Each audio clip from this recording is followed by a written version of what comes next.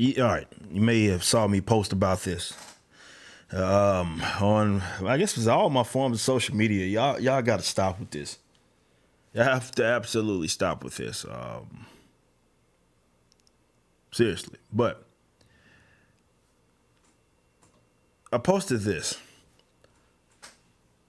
and then, the story behind this photo is the family came from Boston. This is at a women's march not too long ago. Family from Boston came to attend Supreme Court protests, as well as today's Women's March. Their mother says this is her daughter's third Women's March and her son's second. Women's March 2020. And what you see are these kids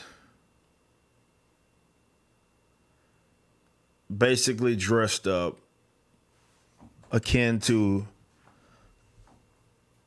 John Lewis, and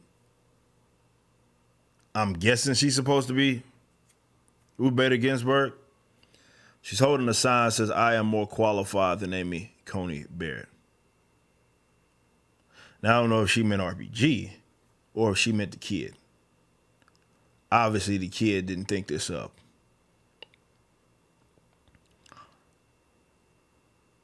The reason I talk about public schools a lot, and people are like, well, you don't have kids yet. I'm a young guy. I don't. I have kids on my watch. But you can't understand. You don't understand. It's easy for you to say that you wouldn't put them in public schools. No. When y'all raise y'all's kids to do this, why would I want my kids anywhere near a learning environment with y'all's not here kids?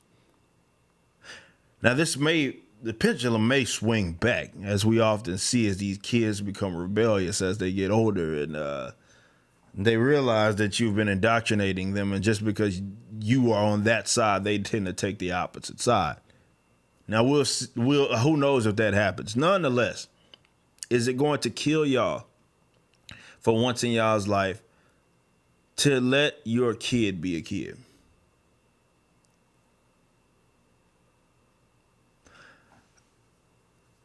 This kid both of them probably have absolutely no idea what's coming out here. There's no mention of the father, by the way. I mean, take that in whatever way that you may. And if you are a father letting your kids be paraded around as political pawns, and you're in a mother's chess game, save that for another video. But y'all gotta stop doing this to y'all's kids, where y'all are trying to put whatever current political message, you're trying to funnel it through them. Because what happens is it's a play on people's emotions, obviously, because everybody looks at kids as they should, as precious. I believe that's your job as a parent, though, to preserve their innocence. Not to indoctrinate them in the sense of more so having them become part of your political activism is more so what I'm saying. Of course, you want to start teaching young kids about the concept of it, politics, but is it going to kill you to allow them to be kids? This isn't anything that I even feel they should be like worried about. Would it have killed you to put them in like anything else? God forbid they be children. They don't even look that old, man. Mother doesn't, I mean, the chick, I mean, maybe it's a bad picture, but the little girl doesn't look too happy to even be there. And I saw another picture of them, and she didn't look happy to be there. They're just holding this, sitting there holding their signs. Of course, their mothers rehearsed this with them and told them to do this.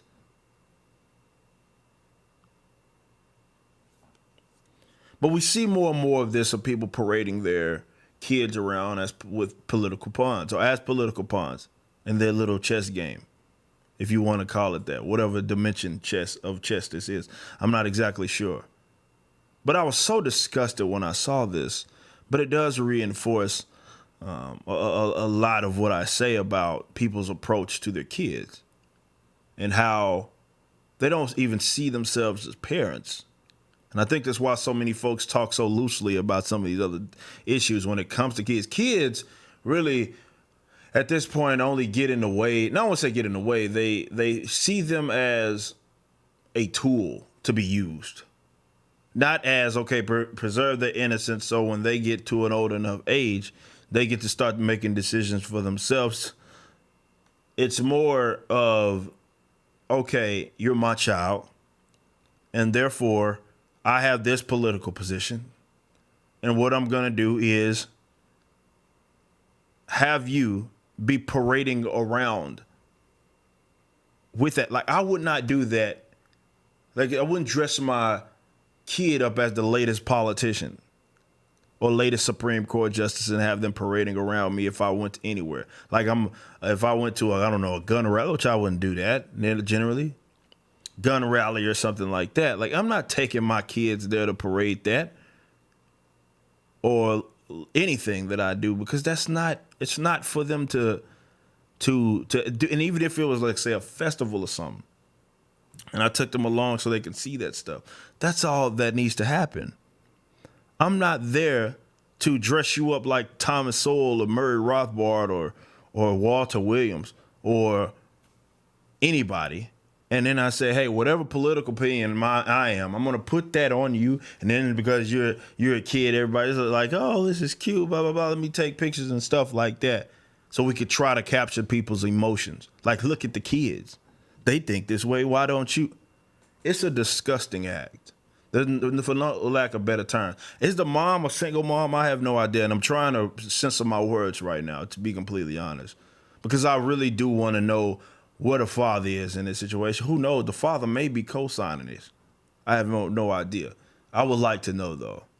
But there's under no circumstance would I allow something like that to happen.